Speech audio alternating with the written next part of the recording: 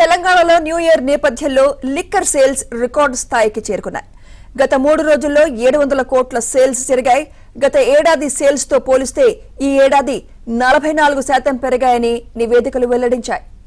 ఇదే అంశంపై మరింత సమాచారం మా ప్రతినిధి ప్రవీణ్ అందిస్తారు. ప్రవీణ్. సుమిత్ర, ఆ లిక్కర్ షాపులకు సంబంధించి గత 3 రోజులుగా రికార్డ్ సేల్స్ అయినటువంటి పరిస్థితి కనిపిస్తుంది. తెలంగాణ రాష్ట్ర వ్యాప్తంగా మొన్న దసరాకి చూసుకున్నట్లయితే దాదాపుగా 400 కోట్ల పైగా బిజినెస్ అయిపోయింది దసరా నవరాత్రుల్లోనే. కానీ ఈసారి చూసుకున్నట్లయితే గత 4 రోజుల్లోనే 700 కోట్ల రూపాయలకు పైగా కూడా బిజినెస్ జరిగినట్టుగా ఎక్సైజ్ డిపార్ట్మెంట్ చెబుతున్న పరిస్థితి కనిపిస్తా ఉంది. గతంలో ఎప్పుడూ ఇంత మేర సేల్స్ జరగలేదని చెప్పేసి వాళ్లే విశ్వాసం వ్యక్తం చేస్తున్న పరిస్థితి కనిపిస్తా ఉంది.